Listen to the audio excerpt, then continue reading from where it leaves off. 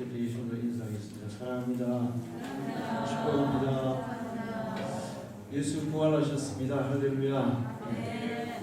반주자 나오세요. 우리 찬송 한장 부르고 말씀을 전하겠습니다. 찬송 160장 다시 부르겠습니다.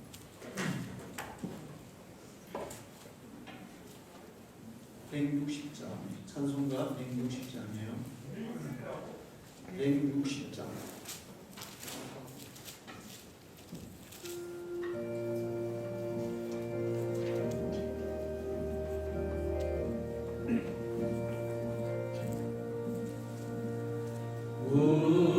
어둠에 머물러 예수 내 구주 새벽 기다렸네 예수 내 주 원수를 다 이기고 무덤에서 살아나셨네 어둠을 이기시고 나와서 성도 함께 길이 다스리시네 사셨네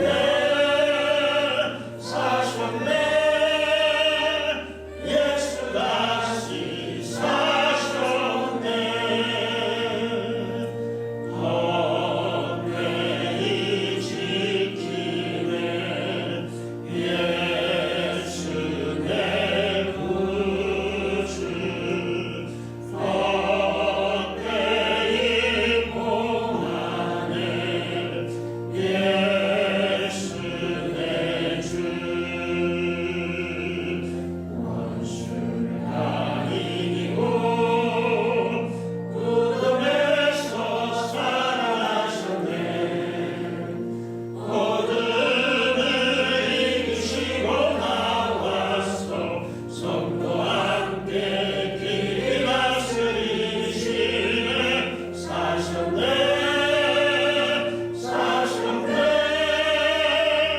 예수 다시 사셨네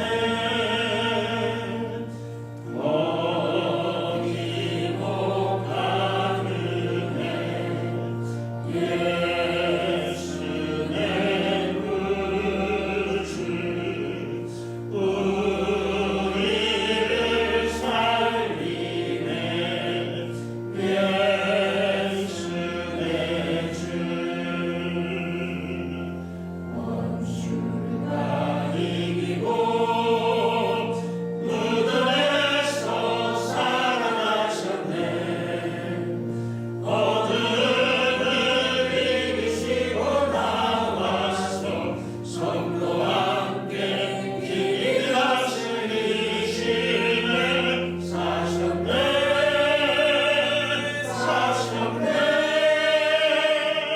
예수 다시 사셨네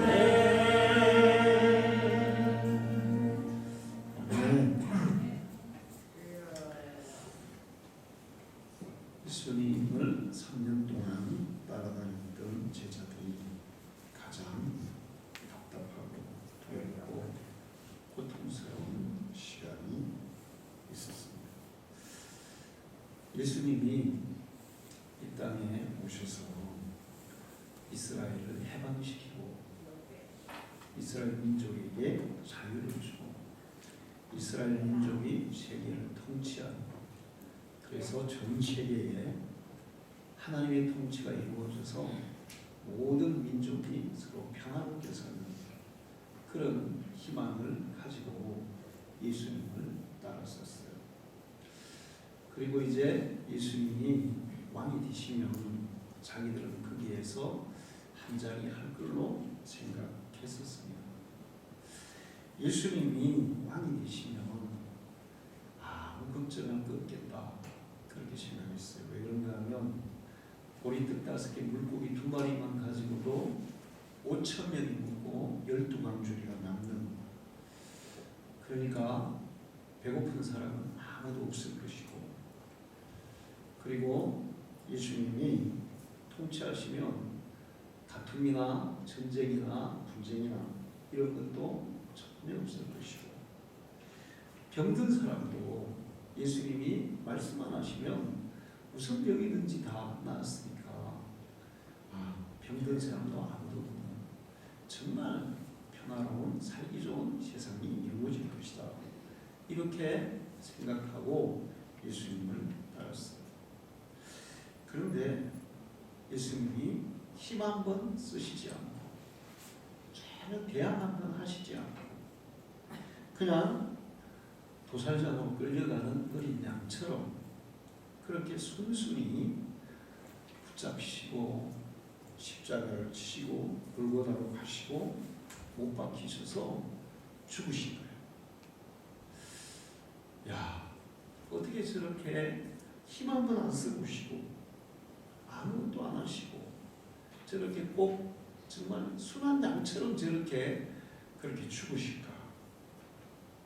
그렇게 해서 예수님이 무덤에 장사가 됐습니다. 제자들은 아마 하늘이 무너지는 것 같았을 거예요. 그리고 얼마나 답답하고 얼마나 괴로웠는지 몰라. 그리고 두려웠어요. 야, 우리도 예수님을 따랐다고 저 예수님처럼 죽는 것은 아닐까? 우리도 잡혀서 저렇게 십자가를 지고 사형을 당하는 것은 아닐까? 그래서 다 도망쳤습니다. 그리고 어떤 사람들은 마가의 다락방에 가서 문을 잠그고 숨어 있었어요. 금요일날 저녁에 예수님이 그렇게 무덤에 묻히시고 또 토요일날 밤이 지나고 이틀 밤이 지나는 동안에 제자들은 두려워서 벌벌 떨었습니다. 그리고 제일 괴로운 것은 모든 희망이 다 사라졌다는 거예요. 야, 이제 우리는 뭘 바라고 살지, 뭘 믿고 살지, 뭘 희망하면서 살지, 모든 희망이 다 사라졌다는 거예요. 그렇게 두렵고 답답한 시간을 지내던 3일째 되는 날, 그들은 전혀 상상하지도 못했고 기대하지 못했던 놀라운 일이 일어났습니다. 예수님의 시신에 향유를 발라드리려고 무덤을 찾아갔던 여인들이 갑자기 막 쫓아왔어요. 그리고는 숨어있는 제자들에게 예수님이 안 계신다고, 예수님이 무덤에 없다고, 예수님의 무덤이 비어있다고, 큰일 났다고, 누가 예수님을 훔쳐간 것 같다고. 그래서 베드로와 요한이 막 쫓아갔어요. 그들이 역시 예수님의 무덤을 막고 있던 돌은 굴러서 떨어져 있고, 무덤을 지키던 로마의 군인들은 벌벌 떨면서 있고, 그리고 무덤 속은 비어 있었습니다. 제자들도 이게 도대체 어떻게 된 일이지? 누가 예수님의 시체를 훔쳐갔나? 그리고 돌아왔어요.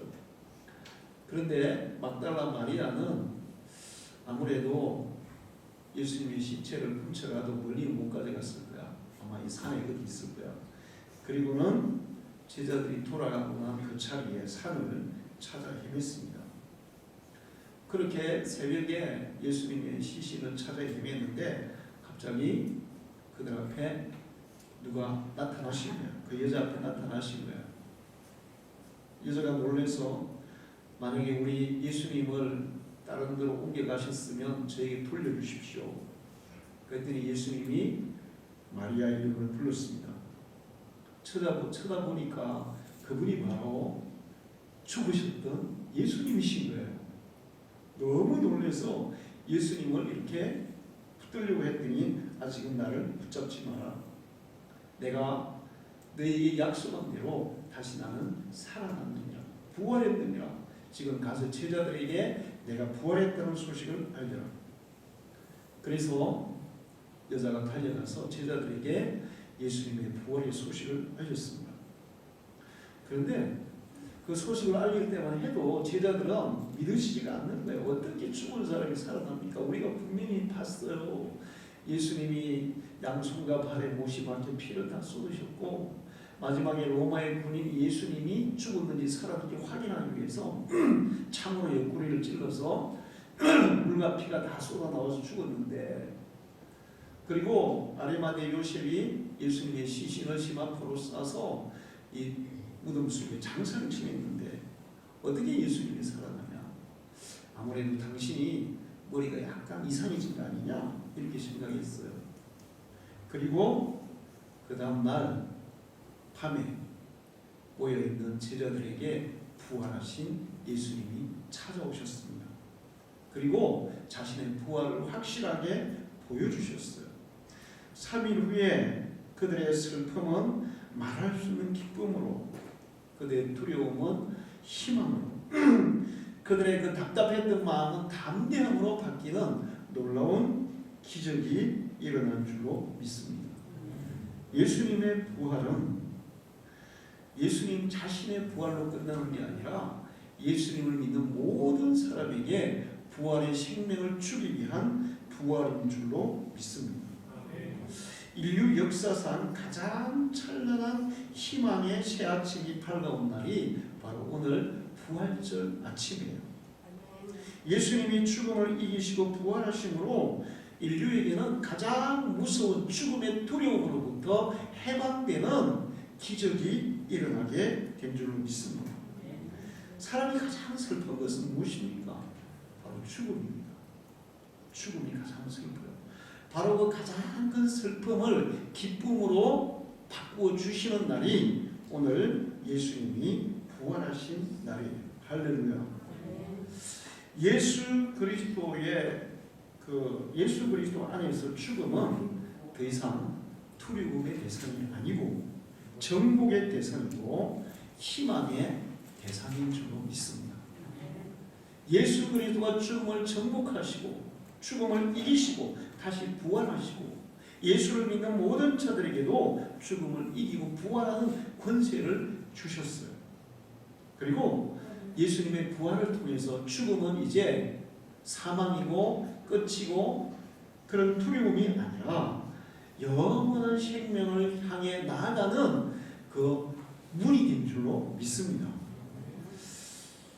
예수 그리스도 외에 인류에게 이 죽음에서 건져낼 수 있는 분은 아무도 없어요. 예수님만이 우리에게 생명을 주시고 부활의 생명을 줄 능력이 있으신 분이에요. 왜 그런가 하면 내가 만약에 여러분에게 내가 영생을 주겠습니다, 부활의 생명을 주겠습니다 이렇게 얘기한다고 쳐요. 사실 많은 사이비 종교가들이 그렇게 얘기했어요.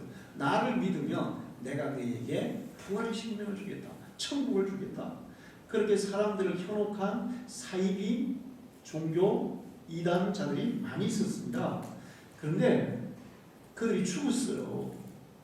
그래서 옛날에 우리나라에 그렇게 주장했던 사이비 교주가 있었는데 죽었어요.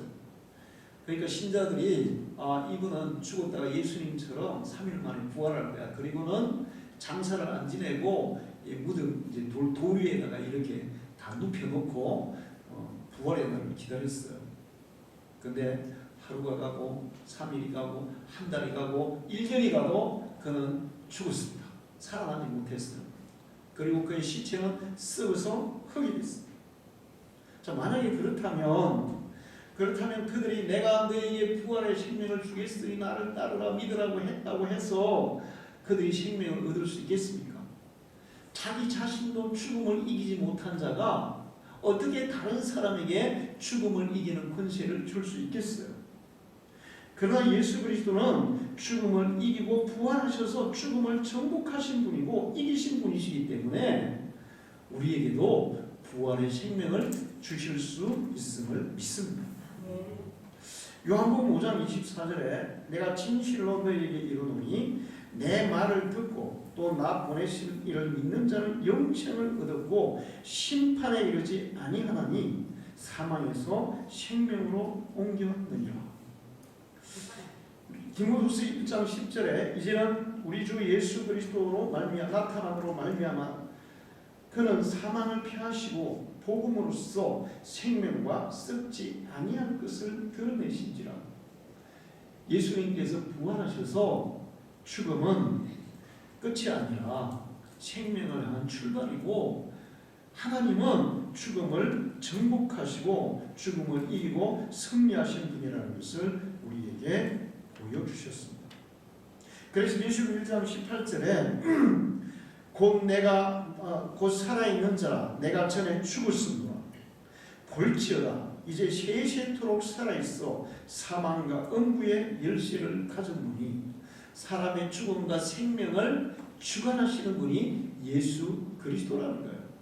그분이 죽었다가 살아나심으로 죽음이 예수님에 의해서 정복되었고, 이 죽음을 정복하심으로 죽음과 생명의 열쇠를 그분이 가지고 계신다.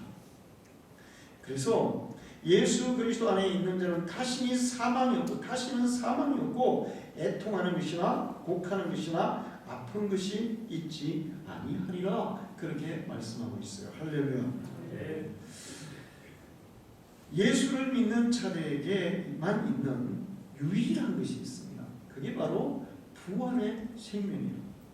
세상에 종교 지도자들, 종교 창시자들이 많이 있죠. 불교는 고타마 시타르타, 유교는 공자, 회교는 모하메드. 다행히 소크라테스는 종교가 되지는 않았어요. 자, 그런 종교 창시자들이 있습니다. 그들이 인류에게 좋은 교훈들을 많이 남겨줬어요. 이 땅을 어떻게 하면 지혜롭게 살아갈 수 있는지, 인간이 인간답게 살아갈 수 있는지, 어떻게 하면 마음의 번민과 고통으로부터 해방될 수 있는지 그런 것들을 많이 가르쳐줬어요. 그런데 그들이 죽음을 이기고 살아나지는 못했습니다. 죽었어요. 아직도 죽어있어요. 내가 죽어있으면서 다른 사람에게 생명을 줄 수는 없는 거예요. 자기도 생명이 없는데 어떻게 남에게 생명을 주겠어요? 그런데 예수 그리스도는 죽음을 이기고 부활하셨습니다. 그리고 예수 믿는 자들에게 역시 똑같은 부활의 생명을 주실 수 있어요. 그리고 주십니다. 할렐루야. 기독교가 있는 유일한 것이 뭐냐? 바로 부활의 생명이에요. 다른 종교에서는 그게 있을 수도 없고 있지도 않고, 또 그 종교를 얘기하시는 분들이 살아나지도 못했어요.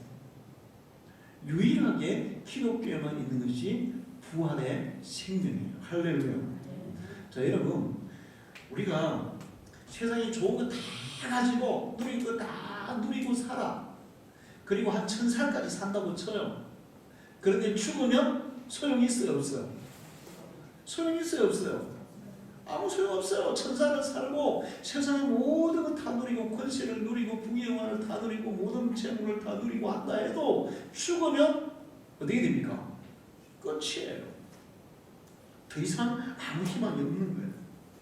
근데 예수 그리스도는 죽음을 이기고 부활하셔서 영원히 죽지 않는 부활의 생명을 가지시고, 그 예수를 믿는 자들에게 똑같은 부활의 영원한 생명을 주시는 줄로 믿습니다. 할렐루야. 그래서 요한복음 11장 25절에 26절에 예수께서 이러시되 나는 부활이요 생명이니. 자, 여러분, 이런 얘기 아무나 할 수 있나요? 나는 부활이요 생명이야, 이런 얘기 아무나 할 수 있나요? 부처도 공자도 모하메드도 그런 얘기를 못했어요.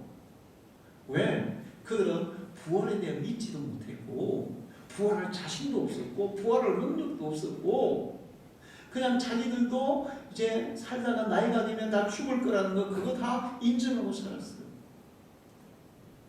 그런데 예수님은 나이가 30살 때, 가장 젊을 때 나는 부활이요 생명이다, 그렇게 선포하셨어요. 이거 아무나 얘기하면 안 되는 거예요. 함부로 얘기해도 안 되는 거예요. 만약에 예수님이 부활이요 생명이 아니라면 그런 얘기를 했다가는 정말 큰일 나는 겁니다. 근데 예수님은 부활이요 생명이기 때문에 담대하게 이렇게 선포할 수 있은 줄 믿습니다. 그리고 3일 만에 부활하셔서 그분의 그 선포가 사실이라는 것을 증명해 주셨어요. 그러면서 또 말씀하시기를 나는 부활이요 생명이니 나를 믿는 자는 죽어도 살겠고 무릇 살아서 나를 믿는 자는 영원히 죽지 아니하리라. 할렐루야. 예수님은 자기만 부활한 게 아니라 예수를 따르는 모든 사람이 똑같은 부활의 생명을 주겠다고 약속하셨습니다. 예수 믿는 사람들의 궁극적인 목적, 왜 우리가 예수를 믿냐? 예수를 믿으면 우리 인생에 정말 놀라운 변화가 일어나요. 그러니까 고린도서 17절을 보면 그런즉 누구든지 그리스도 안에 있으면 새로운 피조물이라 이전 것은 지나갔으니 보라 새 것이 되었도다. 예수를 믿으면 새 사람이 됩니다. 새 사람이 되는데 생각이 달라져요. 인생에 대한 생각이 달라져요. 가치관도 달라져요. 자기 자신에 대한 가치도 달라져요. 그러니까 나는 정말 쓸데없는 사람이야. 부자끝없는 사람이야. 나는 정말 이 세상에 왜 살아야 되는지 모르겠어. 나 같은 인간이 왜 살아야 되는지 모르겠어. 이런 식으로 생각하며 살던 사람도 예수만 믿으면 나는 가치 있는 인생이야. 할렐루야. 바뀌는 거예요. 그렇게 변화가 일어나는 거예요. 실제로 오늘날도 그렇고 예수님 그 시대에도 그랬어요. 수가성의 사마리아 수가성의 여인 5 남자에게 버림받고 6번째 남편에게 얹혀 살았는데 그 남편도 언제 자기를 버릴지 몰라. 그러니까 5 남자에게 버림받고 6번째 남자에게도 언제 버림받을 줄 모르는 그런 불안한 가운데 사는 여자가 자기 인생에 대해서 가치를 느끼겠어요? 못 느끼겠어요? 못 느끼죠. 나는 왜 살지? 모든 사람이 나를 싫어하고 나를 버리는데 나는 정말 가치 없는 인생이야. 살아갈 이 의미가 없는 인생이야. 그런 여인이었어요. 그런데 그 여인이 우물가에서 예수님과 한 30분도 안 돼요. 한 몇 분간 대화를 하고 예수님이 구세주라는 거, 예수님이 메시아라는 거, 주님이라는 것을 그가 그 마음속에 믿게 됩니다. 그러면서 그 여인이 그 순간에 변화가 일어나요. 와, 나 같은 존재도 정말 하나님이 쓸데 있어서 이 땅에 존재하게 하시는 사람이구나.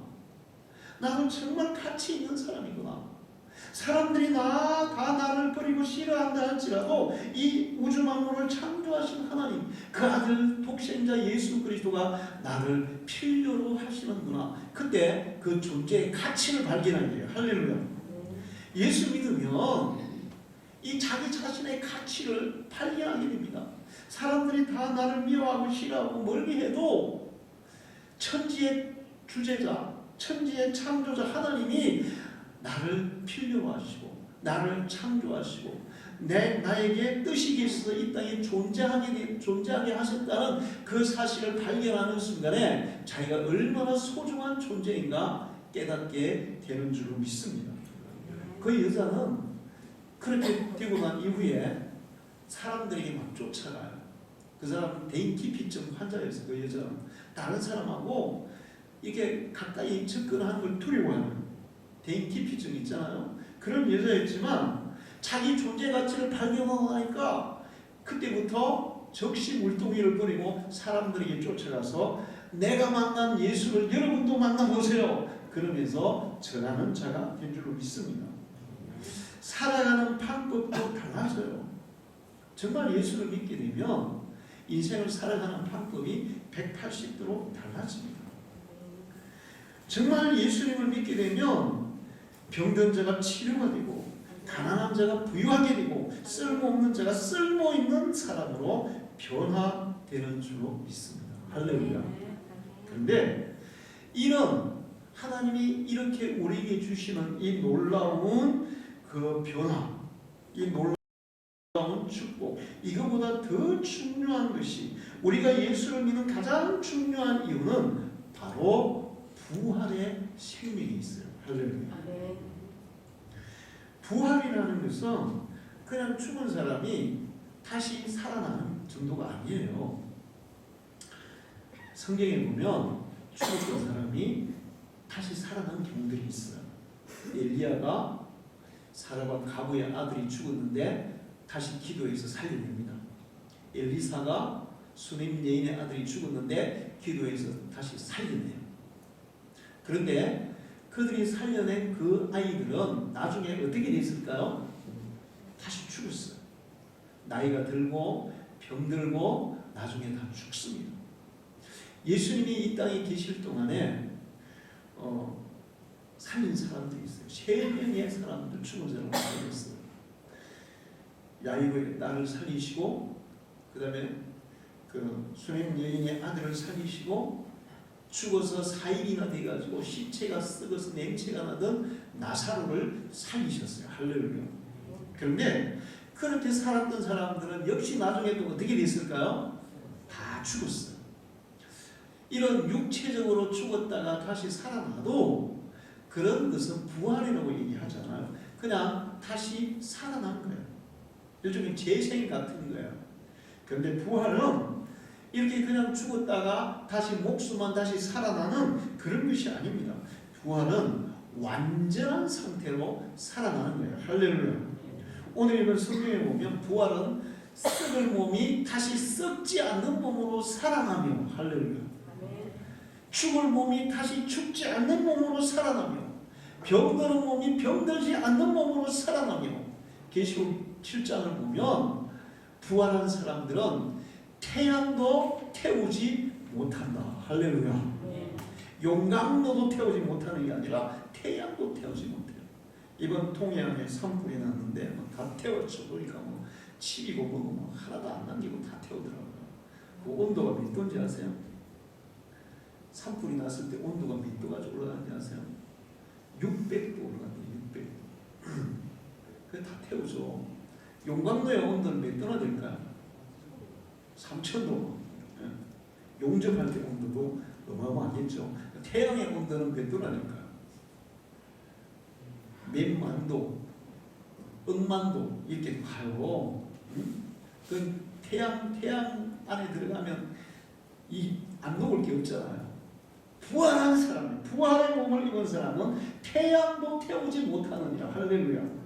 그러니까 다시는 죽을 수도 없고 아플 수도 없고 늙을 수도 없고 병들 수도 없고 완전한 몸으로 다시 살아나는 것이 부활의 생명인 줄 믿습니다. 할렐루야. 예수님이 그걸 보여주셨어요. 부활하는 것이 어떤 것인지를. 제자들이 마가의 다락방의 문을 잠그고 숨어 있었습니다. 근데 예수님이 쫙 나타나신 거예요. 근데 문을 안 열고 그냥 딱 나타나신 거예요. 그러니까 제자들은 그 순간에 처음에 예수님이 나타날 때 뭐라고 생각했을까요? 유령이라고 했어요. 유령이 나면 다 이렇게 문도 안 열고 나타나지. 유령이라고 생각했어. 그런데 예수님하고 같이 얘기를 해보니까 부활하시니 맞는 거야. 근데 그때 토마는 그 자리에 없었어요. 제자들이 야 예수님 부활했으면 그러니까 무슨 소리냐. 죽은 사람이 어떻게 살아나.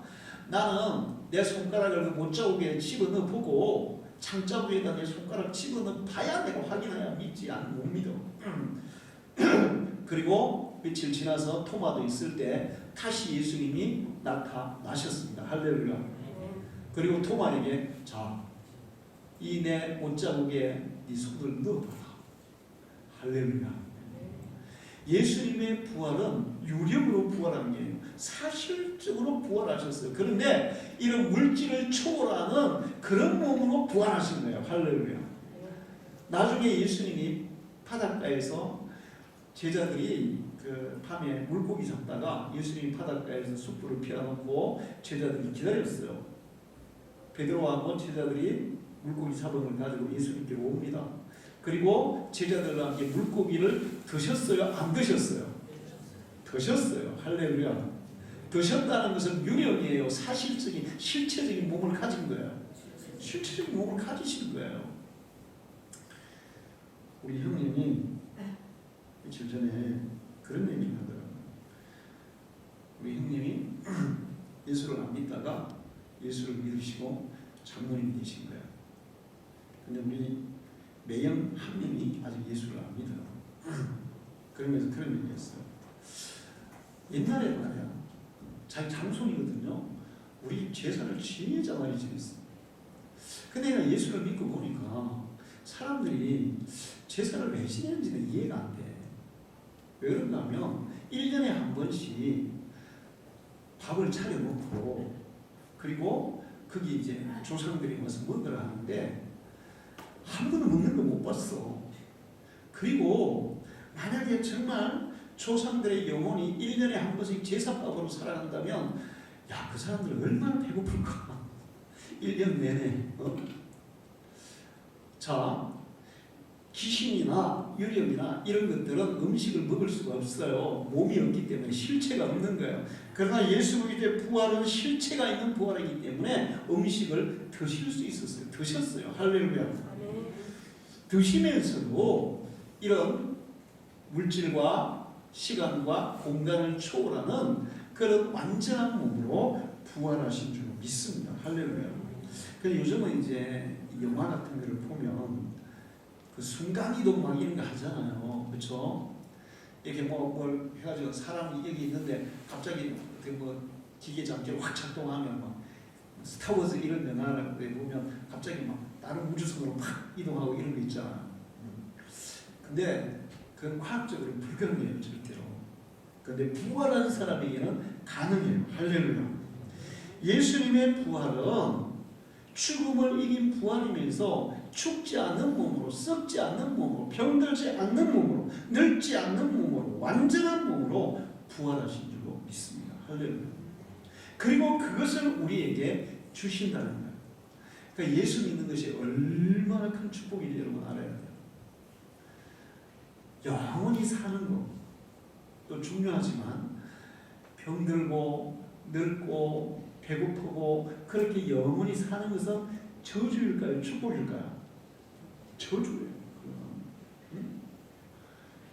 그런데 부활은 그렇게 늙고 병들고 죽는 게 아니라 그냥 한결같은 모습으로 가장 건강하고 가장 안전하고 가장 아름다운 모습으로 천사들도 흠모하는 모습으로 그 모습으로 영원히 사는 것이 우리의 부활인 줄 믿습니다.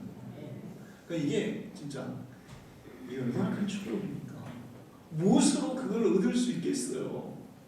예수님이 부활하셔서 나를 믿는 자는 죽어도 살리고 영원히 살리라. 이 부활의 생명을 너에게 준 믿는 자들에게 이 축복을 주시는 줄로 믿습니다. 할렐루야. 여러분은 오늘 부활주일에 예수 그리스도의 부활을 믿으시고 그리고 그 부활이 바로 나를 위한 부활이었음을 믿으시기를 축원합니다. 그리고 그 부활의 생명이 여러분 속에 있기를 축원합니다. 지금부터 그 부활의 생명을 소유하고 살아가기를 축원합니다. 그러면 여러분 죽어도 예수님이 다시 오시는 날 부활해서 예수님과 함께 천국에서 영원히 살 것이고 그리고 예수 그리스도의 부활을 믿는 그 순간부터 부활의 생명력을 부활의 능력을 가지고 세상을 살아가게 될 줄 믿습니다. 부활의 믿음을 가진 자는 오늘 성경 마지막에 승리하는 삶을 산다. 모든 인생의 승리자가 된다고 말씀하고 있어요. 부활의 능력은 죽음도 이기고 승리하는 거잖아요. 죽음을 이긴다면 죽음을 이기는 그 능력이 우리에게 있다면 세상의 어떤 어려움도 세상의 어떤 고통도 이기지 못할 것은 없는 줄 믿습니다. 할렐루야. 문제는 내가 그걸 못 믿기 때문에 그런 거야. 여러분이 부활을 믿으면 부활의 생명을 믿으면 예수 그리스도의 부활을 믿고 그것이 나를 위한 것임을 믿으면 예수님의 부활을 지금부터 내 속에 소유하고 부활의 능력을 소유하고 살아가기 때문에 진정한 승리자가 될 수밖에 없어요. 할렐루야. 목사님 예수 믿어도 좀 희평하게 사는 분도 있는데요. 그 사람들은 교회는 다니는데 예수를 믿는다고는 하는데 부활을 안 믿는 거예요. 자, 간혹 가다가 신학자들 중에도 예수님을 믿어. 근데 그 사람들은 예수님을 믿는데 어디까지만 믿냐면 예수님이 십자가에서 죽었다 거기까지 믿어요. 그리고 3일 만에 부활했다. 그거는 믿을 수가 없어. 그건 있을 수 없는 일이야. 그게 어떻게 과학적으로, 논리적으로, 상식적으로 가능해? 예수님이 십자가에 죽으신 거 그거는 과학적으로, 상식적으로, 논리적으로 가능해요? 불가능해요? 가능해요. 죽는 거야 다 가능하지 뭐. 그거는 누구나 다 죽을 수 있으니까. 그러니까 인간적으로, 상식적으로, 논리적으로, 과학적으로 가능한 것까지는 있는데 부활은 그거를 초월하는 거예요. 그 안에 있는 거예요. 초월하는 거예요. 할렐루야. 인간의 상식을 초월하고 인간의 능력을 초월하고 과학을 초월하고 초월하는 거예요. 그런데 그런 사람들은 그런 상식과 과학과 이런 걸 초월하는 것은 안 믿어요. 그 안에서만 믿어요. 그러니까 예수님이 십자가에 죽으신 걸 믿어. 그러면서 나는 예수를 믿는다 그래. 나는 예수의 십자가를 믿는다 그래. 그러니까 믿어. 근데 부활은 안 믿어. 근데 저는 그런 사람이 정말 어리석다고 생각해요. 저는 만약에 예수님이 십자가에서 죽으셨다. 거기까지 끝이다. 그럼 난 예수 안 믿어요. 하나님이 인간이 상식적으로 할 수 있는 일만 하시는 분이고 인간의 능력으로 할 수 있는 일만 하시는 분이고 인간의 과학과 의학과 그 테두리 안에서 인간이 할 수 있는 것만 인간이 이 머릿속으로 생각하는 그것만 할 수 있는 분이라면 저는 하나님을 안 믿겠어요. 하나님은 그런 분이 아니에요. 하나님은 인간의 상식과 능력과 과학과 의학과 그 모든 것들을 초월해서 역사하는 능력의 전능의 하나님이실 줄 믿습니다. 그분이 하나님이시라니까. 어? 하나님이 뭐 사람이 할 수 있는 일만 하면 그 무슨 하나님이에요? 그게 하나님 아니죠. 성경에 보세요. 하나님은 사람이 할 수 없는 일들을 계속 하시면서 내가 하나님이야 보여주셨어요. 할렐루야. 내가 여호와야. 나는 전능한 하나님이야. 홍해를 팍 가르시면서 내가 하나님이야. 요단강을 가르시면서 내가 하나님이야. 여리고를 무너뜨리면서 내가 하나님이야. 죽은 자를 살려내면서 내가 하나님이야.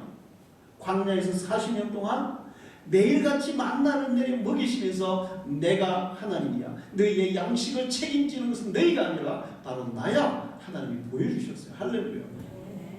하나님이 하나님이시기 때문에 믿는 거예요.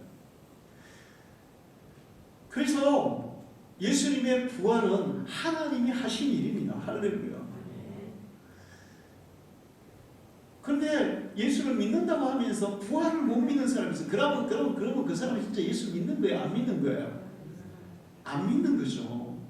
반만 믿는 건 안 믿는 거예요. 전체를 온전히 믿을 때 그게 진짜 믿음이에요. 할렐루야.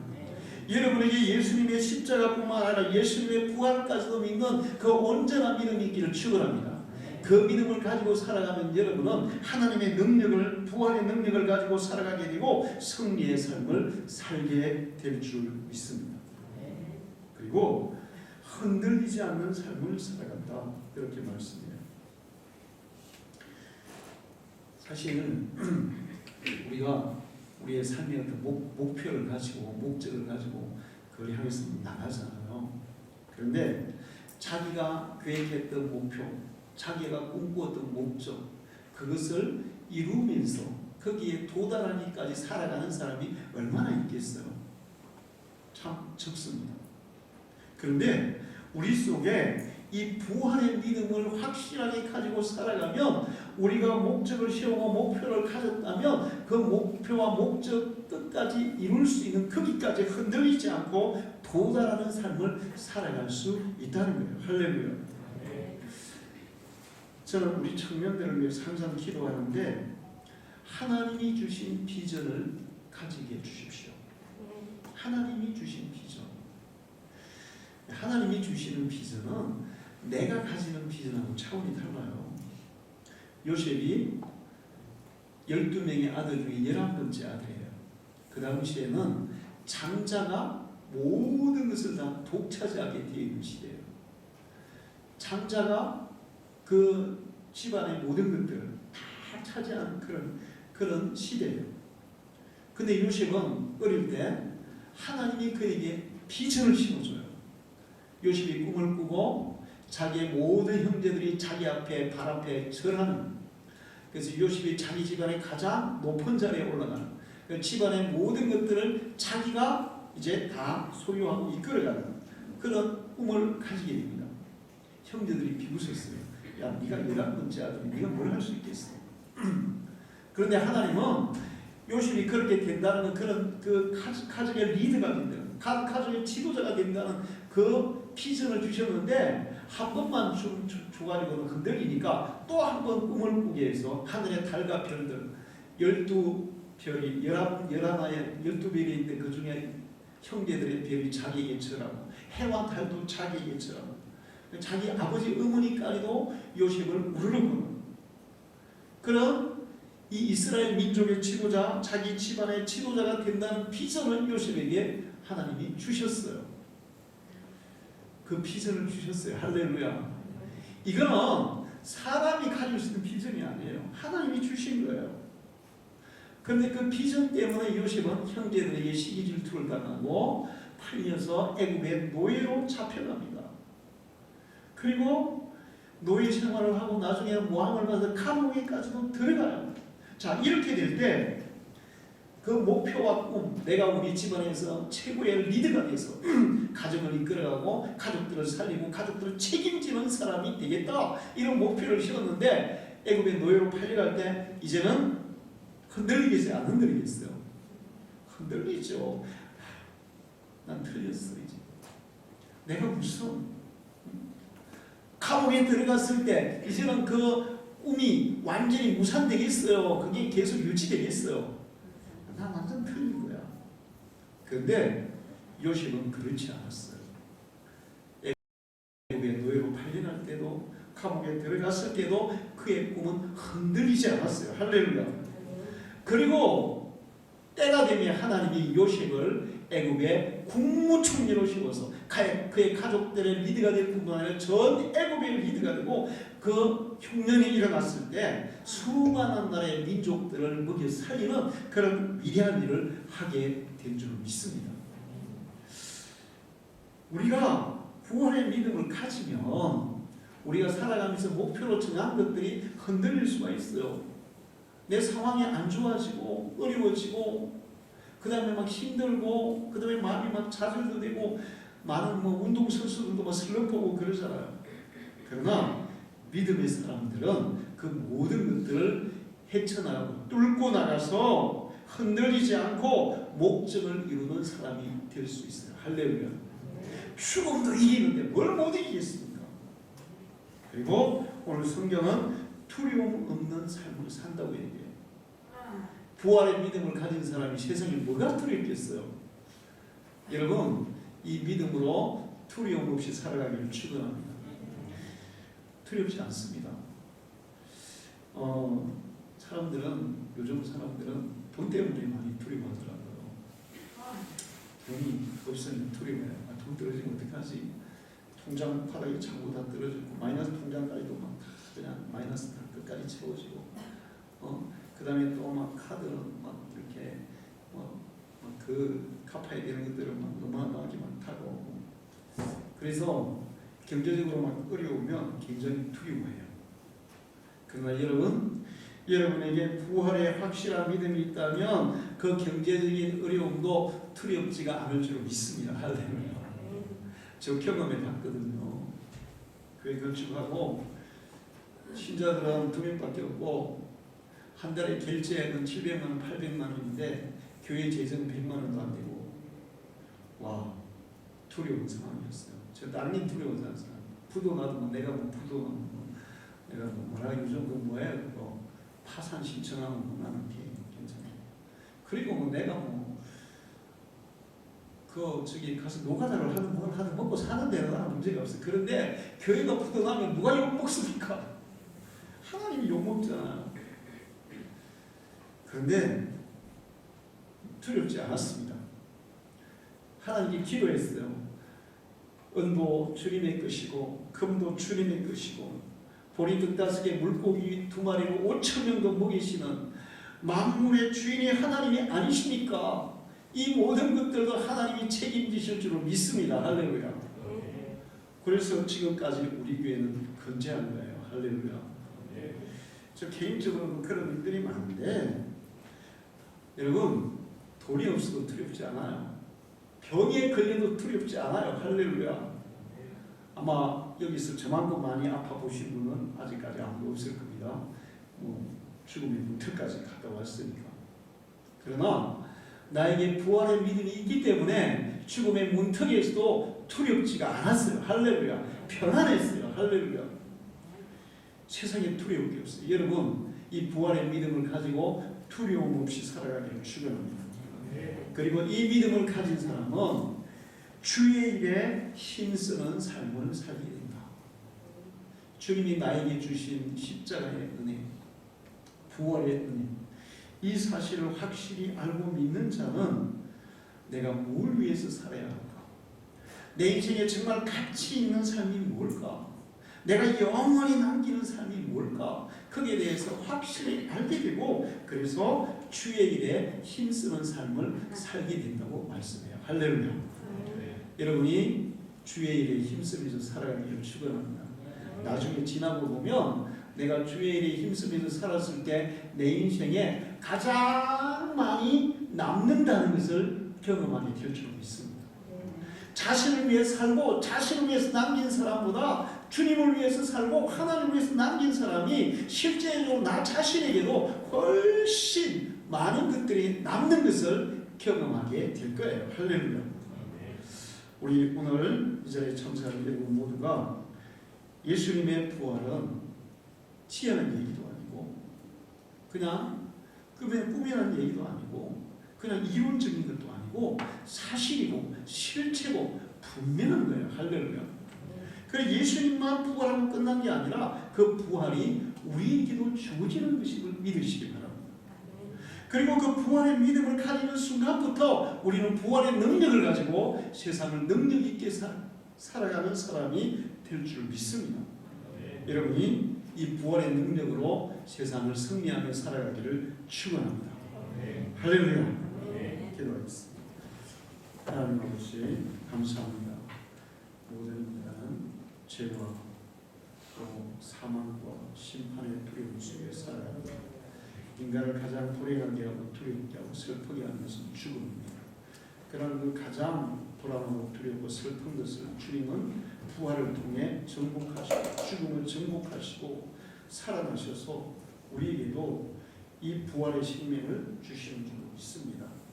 우리가 이 믿음 가지고 살아갈 때 주님 오시는 날 우리도 주님같이 부활의 생명을 얻어서 영원히 살게 될 것이고 또 우리가 이 땅에 사는 동안에 이 부활의 믿음으로 살아갈 때 흔들리지 않고 담대하게 승리하며 주의 일에 힘쓰며 살아가는 믿음의 사람들이 될 줄로 믿습니다. 이곳 참여한 우리 모든 성도들의 심령 속에 이 부활의 확실한 믿음과 확실한 소망을 허락해 주시옵소서. 예수님의 이름으로 기도하옵나이다. 아멘.